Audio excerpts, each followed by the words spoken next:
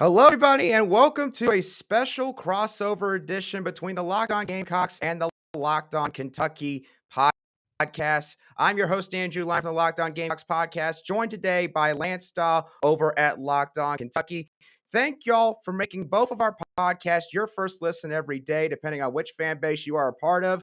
Both shows are free and available on YouTube and wherever you get your podcast daily. And we got a big matchup coming up between both of these teams at 7:30 p.m. Eastern Daylight Time on Saturday night. But before we get into today's matchup and breaking everything down, we want to let y'all know that today's show is brought to you by our sponsors over at Upside. You can download the free Upside app and use the promo code LOCK to get $5 or more cash back on your first purchase of $10 or more. So to start off today's crossover show, let's get into sort of the biggest story for both of these teams. And obviously, Lance, you've probably got the biggest story for your team between the both of our teams heading into this matchup on Saturday, as Kentucky, of course, lost a heartbreaker in Oxford, Mississippi this past Saturday, losing 22-19 to the Ole Miss Rebels. So coming off of a loss like that, Lance, what's the biggest story for the Wildcats, and how do you think it can impact their team?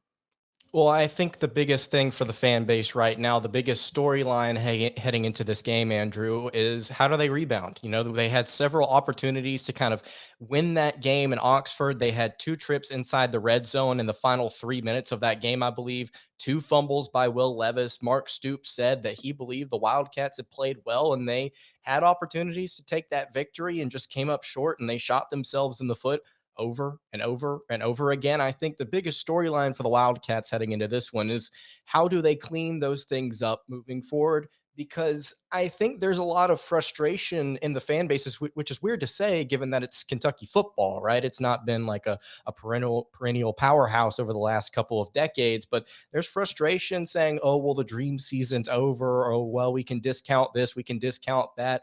And my message has been so far this week is no, it's not over. And it starts this week with South Carolina. And so you have to turn the page, you go to your next opponent, and you work things out. So it's the biggest question of whether or not Kentucky can actually work those things out. A missed field goal, a safety, turnovers on downs, like I mentioned, the two fumbles, just cleaning those things up against an opponent that you have a decent amount of history with, and an opponent that you have had some history recently beating. Right. No, I completely agree with your point. And, regarding the biggest story on South Carolina's side of things, the fact is that, unlike Kentucky, who got all the way up into the top 10 in most polls for this past week before their matchup against Ole Miss, South Carolina sort of been on the opposite side of the spectrum. They have not really lived up to the hype that they had both locally in the fan base and also nationally up to this point in the season. Of course, they got the big additions of Spencer Rattler and Austin Stogner from Oklahoma that everyone remembers from this past December, along with a bunch of other key transfers that they added to the team. And so there was an expectation that South Carolina would maybe not take a monumental jump, but that they could maybe, pull off a couple upsets against some of the perennial historical programs in the SEC East, and maybe, win one of those crossover matchups from the SEC West against either Arkansas or Texas A&M. But up to this point, they've yet to play a complete 4 quarters against their opponent. I mean, they were blown out against Georgia in Columbia, South Carolina back in week 3, and they lost in convincing fashion to Arkansas. While a lot of Gamecock fans, I think, thought that could very well be the case, I don't think that they liked seeing the way that South Carolina lost both of those games, where it just never seemed like things were really that close between both teams. And they also even struggled at times in the first half against South Carolina State, Charlotte, and Georgia State, all of which, of course, are not Arkansas and Georgia. But all three of those teams have won a combined 3 games up to this point. So South Carolina has definitely, again, they've not lived up to the expectations that they probably set on themselves and that their fan base set on them heading into this season. And, you look at South Carolina's offense and defense from an execution standpoint. I mean, they're both showing a lot of reoccurring issues from last year, which is a big frustration with the fan base because offensively, they consistently have not been able to run the ball well against teams that have a defense with the pulse, quite honestly. And on the defensive side, they're having issues with being where they're supposed to be in the run game, being out of position way too many times. And now they're having issues getting to the quarterback, at least up to this point this season. So this game has really turned into a big inflection point or a fork in the road for South Carolina in the early stages of the Shane Beamer tenure here in Columbia, because Carolina fans, to be honest, they've always expected to win this football game. And like you mentioned, Kentucky's won this game their fair share over the last 8-9 years or so. But South Carolina sort of always looked at Kentucky as a team that is below them. And, again, that might not be saying a whole lot, but for a good while, that was the case. But Mark Stoops has completely changed all that. And Gamecock fans circle this game every year now because they want to see this series turn back to the favor of the South Carolina Gamecocks. And they also want a show offensively. They want the offense to live up to the talent that they have on the roster. Because if they don't get that, then honestly, some coaches might start having some calls being made for their jobs. And I'm not saying, of course, that's fair for South Carolina's case, but, there's a frustration with the lack of progression with this football team being in year 2 under Shane Beamer. You talk about questions with progression, and I think probably the second biggest storyline for the Wildcats heading into this game is whether or not their run game can make some progression now that Chris Rodriguez is back in the lineup, served a 4-game suspension to begin the season against Ole Miss last week. There are some fans that thought that he was going to contribute significantly. I said on my show he was going to run for 80 yards. He ran for 74. He contributed in the spots that I thought he was going to. He was key in certain moments for the Wildcats. Obviously scored a touchdown in that game. But whether or not this offensive line, which is just straight up been putrid in the run game so far this season, whether or not they can actually attack the South Carolina defense, I think is going to be key. And we can get into this more in the matchups later. But statistically, if I'm not mistaken, South Carolina's rush defense is 13th in the conference right now. And so statistically, I think you don't necessarily look at this and say, oh, well, that's an area where Kentucky's going to run for 200 yards because, again, they faced off against the Miami of Ohio's, the Youngstown States of the world, and they've still not been able to run the ball. So I'm not going to sit here and say, well, that's the reason why Kentucky's going to win this game, but also it's another opportunity to be had. Can you make some progression in that area? So yeah, getting Chris Rodriguez and Cavassier Smoke going. And then also the final thing with this rushing attack, Will Levis last year was a legitimate dual threat quarterback, and he has not been able to get anything going this season. And I think the sacks obviously contribute to the negative rushing total that he has right now, but he's just simply not been able to get anything going. Now, whether or not he all of a sudden churns it around and becomes a mobile quarterback in this game, is that possible? I doubt it. But it's another aspect of this attack that could possibly be there. So yeah, just finding progression and making the offense less one-dimensional, I think, is going to be key for Kentucky in this game. Whether or not they do that, though, that's the question. Well, and it's an interesting question that you bring up, Lance, especially regarding Kentucky's sort of lack of ability to be able to run the ball consistently, and then South Carolina's inability to stop the run on defense. Because you could ask sort of the same question, but flip-flopping it for pass protection on Kentucky's side of the ball, and for South Carolina's case, being able to get to quarterback and bring him down. And of course, we're going to touch on all of that with some of those key matchups in just a few moments. But first, we need to talk to y'all about everything that's going on in the world right now. We know that inflation is hurting all of you. And we know that sometimes y'all are cringing at the pump, and you maybe are even getting an eye-popping check at your favorite restaurant because inflation is hitting you everywhere. And that's why we have started using Upside. Upside is an incredible app for anyone who buys gas, groceries, or dines out. With every purchase, I'm earning cash back thanks to Upside, along with Lance. And it has helped to alleviate our wallets wherever we go, maybe to make our weekly run of groceries, or if we're going to get gas after we've just been to the gym, or if we're buying anything online to make our setups look any better for all of you who are watching this show on YouTube today. This isn't too good to be true. It's free and easy to use, and take it from us. We've used it. It works great. So to get started, download the free Upside app and use the promo code LOCKED and get $5 more cash back on your first purchase of $10 or more. Next, you can claim an offer for whatever you're buying on Upside and check in at the business, paying as usual with a credit or debit card, and get paid. Upside users are earning more than $1 million every week. And if you still question just how good they are, we'll let the 4.8 star rating on the App Store speak for itself. So download the free Upside app and use promo code LOCKED to get $5 more cash back on your first purchase of $10 or more. Again, that's $5 or more cash back on your first purchase of $10 or more using promo code LOCKED. Welcome back to today's special crossover edition between the Locked On Gamecocks podcast and the Locked On Kentucky podcast. I'm Andrew Lyon, here with Lance Dawe over at Locked On Kentucky, and we're going to continue our conversation about this pivotal matchup for both of these teams heading into Saturday night. Obviously, both teams need to win for differing reasons. So let's talk about some key matchups for this game. Lance, what are some spots where you think that the Kentucky Wildcats could potentially exploit South Carolina? Well, like I mentioned, and we can get into more of Kentucky's offensive line because, like you said, it works both ways. It goes back to, I think, the biggest area that Kentucky could potentially exploit South Carolina is in the rushing department.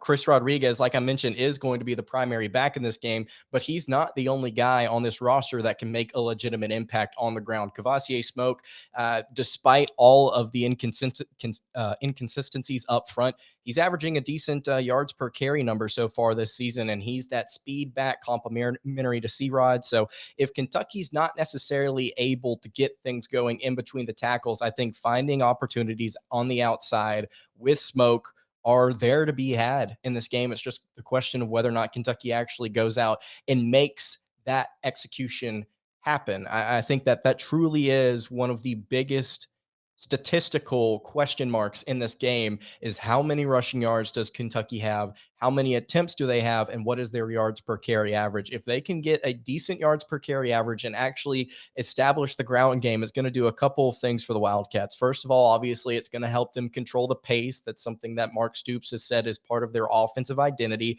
I know that they've been throwing the ball a lot this year, but even though they've been throwing it, there's not a whole lot of tempo to be had there with that. They've still kind of managed to slow things down. If you can complement that with a running game, I think you can have a pretty efficient day offensively. And then something else it also does, and maybe you can tell me a little bit more about this, Andrew, is I know Spencer Rattler statistically has not been the best quarterback this season, but he's still a former 5-star quarterback that has all of the athletic tools to go out there and make plays. I know that 4 touchdowns to 7 interceptions is not the best statistical stat line in the world, but I don't want to give him more opportunities than I already have to. So managing the game, slowing it down, pacing yourself, and giving South Carolina less opportunities to see the field, I think all of it comes back to whether or not you can actually run the football. And that's the biggest thing for me with this offensive line heading into this contest. One thing that has definitely been a constant with Mark Stoops' Kentucky program for the last several years has been that they do like to dictate the pace of their football games. And so when you do have that passing attack going along with that rushing attack, it could definitely help out Kentucky in a great deal, especially again in a game where they're looking for a bounce back win. For South Carolina's case, let's continue the conversation about the play at the line of scrimmage because South Carolina's defensive line, Kentucky's offensive line in terms of pass protection and pass rush, let's be honest, based on it doesn't look so great so far this year. For South Carolina, through 5 games already, one of those games being against an FCS opponent, South Carolina's defense has only registered 4 sacks. That's less than 1 sack per game. For Kentucky, on their side of things, through 5 games this season, 3 of them being against either an FCS opponent or a group of 5 team, they have allowed 19 sacks. So this is a clear case of where something's got to give here. And there's 2 positions where I think that could take place for South Carolina based on what I saw from the Ole Miss game when they played against Kentucky this past weekend. Defensive tackle Zach Pickens facing off against Kentucky's left guard in Jager Burton. He's a redshirt freshman who, in my eyes, has struggled in both pass protection and run blocking, and he only played in 3 games this past season. While Zach Pickens, the man who he'll probably be going up against on Saturday night, he's played in 40 games in his career, and he is a senior. He's looked at as one of the leaders of this defense, and while he might not wow you with his finesse moves, he has a lot of sheer power and strength and can absolutely dominate guys just purely based off those couple of pass rush moves. So I think this is going to be a very interesting matchup for those who are looking for sort of a one-on-one matchup in the trenches from South Carolina's defense going up against Kentucky's offensive line. And another matchup up front, in my opinion, could be Jordan Burch going up against either Jeremy Flax or David Wallaba, who I'm not sure which player could end up playing. I've heard reports that Flax could be out with an injury that he suffered this past weekend against Ole Miss. But Flax seems, again, a little bit subpar in pass protection, especially against someone who is really explosive. And Jordan Burch brings that. He's got legit 4.445 speed at defensive end, which is just nightmarish for any offensive tackle. And he was a 5-star coming out of high school who has started to really live up to the hype more so this year. And he's played in 26 games, and he brings a lot of talent and athleticism. So it'll be interesting to see that matchup in the trenches in terms of looking at South Carolina's defense going up against Kentucky's offensive line. Yeah, and just to give an update there on Flax, to me, it does not look like Flax is going to be able to go this Saturday. I would be surprised if he was out there. So it is probably going to be Wally, which is not good. I mean, you look at their PFF numbers. I mean, neither of those guys have been particularly impressive so far this season. So that's definitely a matchup where you like South Carolina from a talent standpoint. I think in the trenches on the defensive side of the ball, it's just statistically, they've not necessarily been there this season. And so the question is, can they find opportunities and can they get home? I think another matchup that you have to look at is Carrington Valentine, Keydron Smith, two of Kentucky's defensive backs, against Spencer Rattler and this receiving core. South Carolina right now, I believe, if I'm not mistaken, they've lost 13 turnovers this season, which is last in the SEC, but their turnover margin is somewhere like in the middle of the pack because they've actually gained 7 turnovers as well. How Carrington Valentine and Keydron Smith specifically perform against these South Carolina receivers and Spencer Rattler is going to be interesting. Antron Wells Jr., Jalen Brooks for the Gamecocks. You have to keep an eye on those two guys, unless there's an injury there or that I'm unaware of. Andrew, I believe those two guys are y'all's two best receivers from a statistical standpoint. I don't have it pulled up in front of me, but how Kentucky secondary plays against a passing attack that can throw the football around. I mean, y'all are averaging almost 260 passing yards a game is going to be crucial. And then trying to create some of those turnovers. Last season, Kentucky was terrible at creating turnovers. And this season, they've done a little bit better of a job at that. South Carolina giving the ball away at an extremely high rate. That's an area where I think I don't want to predict it because it's difficult to predict turnovers, but it's an area where I could see at the end of the day, if Kentucky ends up winning this game and covering the spread, I think that's an area where you can look and say, Spencer Rattler didn't have a good day. The receivers couldn't create separation against two of Kentucky's best corners, both of which PFF really likes, and there were turnovers. So that's another area I think where you're looking at that matchup and saying that could be a huge turning point in this matchup as well.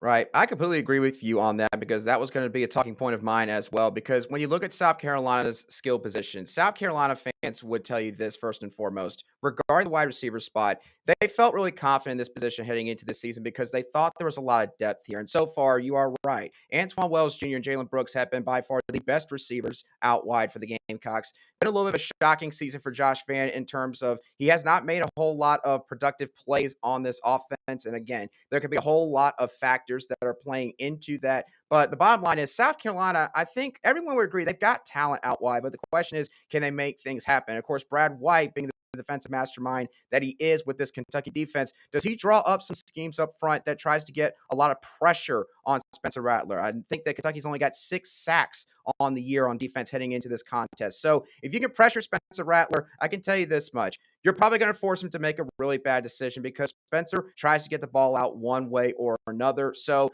it could be a golden opportunity for Kentucky to get some turnovers here. But if they can thwart off Kentucky defensive front long enough for the majority of this contest, then South Carolina can maybe take advantage of the extra time in the pocket and be able to sort of pick apart this Kentucky defense play by play over the course of the ball game.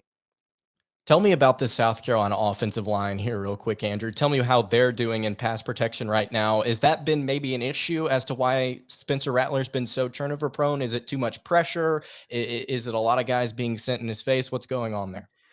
There has certainly been times where South Carolina's offensive line has not given Spencer Rattler enough help. You definitely saw this against, I believe, Arkansas and Georgia, which makes sense because, again, Arkansas plays very fast and physical up front, and Georgia is just loaded with hundreds of 5 stars, as Shane people would like to put it, on their roster. And especially in terms of trying to run a pro-style offense, there's times where it seems like South Carolina's a bit handicapped in what they can do, especially in terms of drop-back play-action plays, because the tackles just aren't able to keep up with the guys they're facing on the edge. And from what I saw from Kentucky's game against Ole Miss, they got some guys like Jordan Wright, like Deion Walker, who are solid pass rushers at the edge point of attack. So it hasn't necessarily been all on Spencer Rattler, but Rattler's also had issues in terms of maneuvering and leaving the pocket, knowing when it's time to take off and run, missing some guys that were wide open on maybe some underneath drag routes and things of that nature. So it's been a confluence of factors that have led to South Carolina having 13 turnovers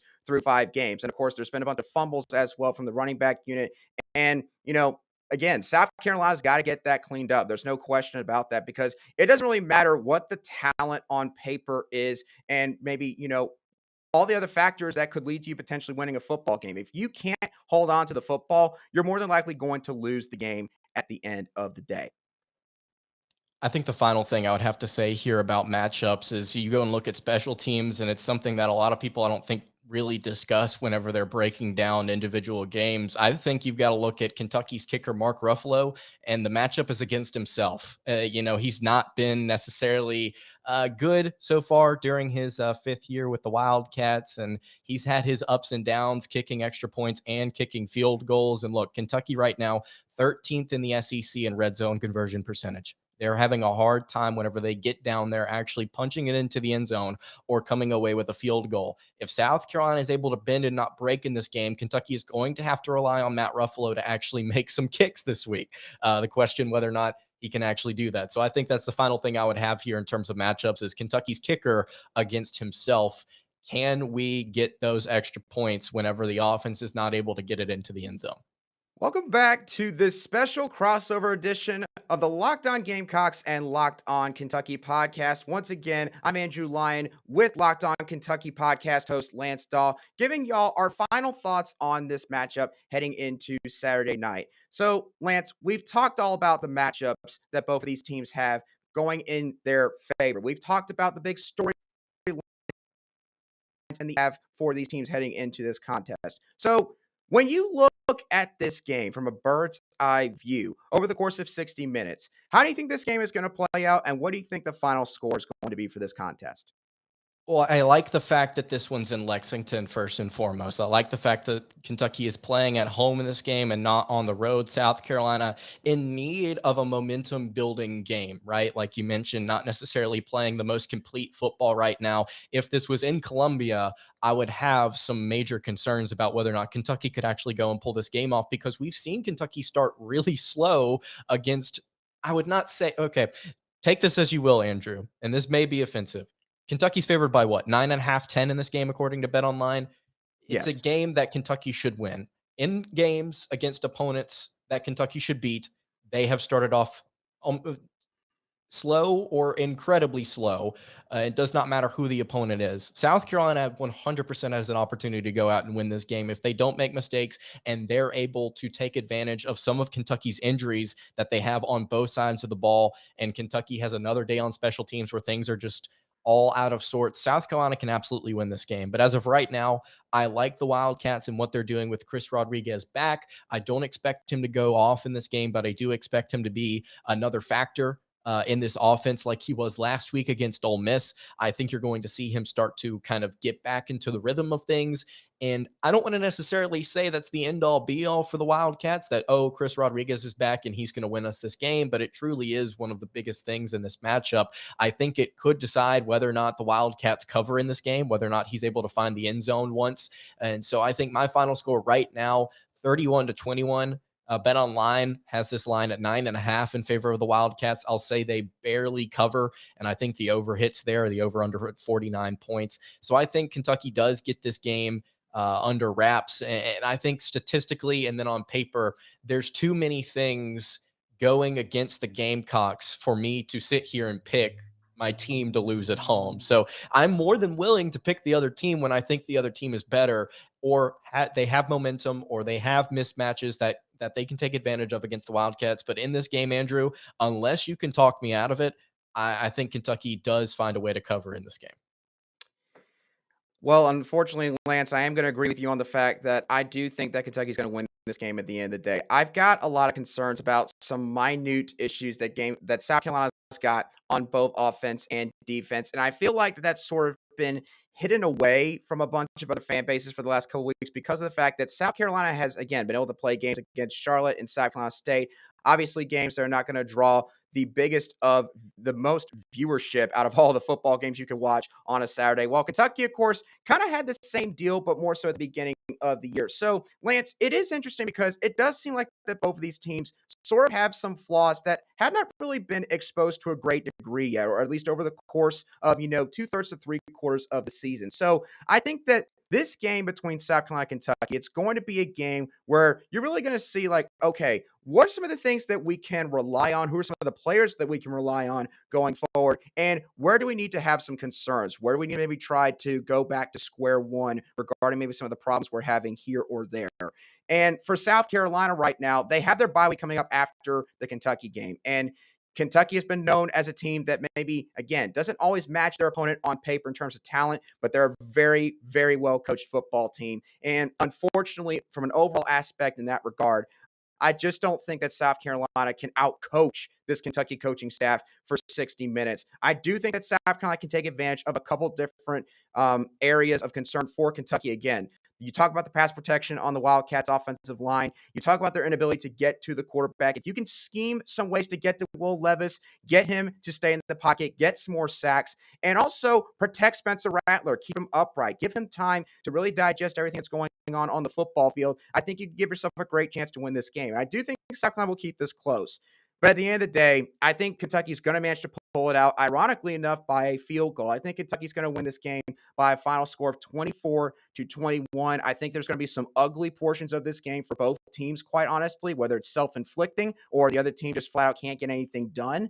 But at the end of the day, again, I'd give the coaching advantage to Kentucky, and you got home field after heartbreaking loss. I think this is a mature Kentucky Wildcats football team. I do think they're going to bounce back from that. And South Carolina, I think there's still going to be too many moments where they're going to be trying to press a little bit too hard, and it's going to end up biting them at the end of the day. So I got Kentucky win this football game, which would end up and it would not cover the spread that BetOnline has set at 9.5 or 10 points, nor would it meet the over-under, I believe that's set at 48 or 49, like you said earlier. So I got the under for those purposes, for those of you who are going to be gambling on this game. But nonetheless, it seems like the both of us agree that Kentucky is going to win this football game. But what are all of y'all's thoughts? We want to hear y'all down below in the comments section if you're watching today's show on YouTube, or if you got any other thoughts that you want to let us know about. Be sure to go hit us on Twitter. You can find me at @ALine_SC and Lance Dawe over at Locked On UK for the Locked On Kentucky podcast. We thank all of you for tuning in to today's show. We hope to catch y'all on the next one on both our podcasts. Let's hope for a great game. Have a good day, everybody. All right, man.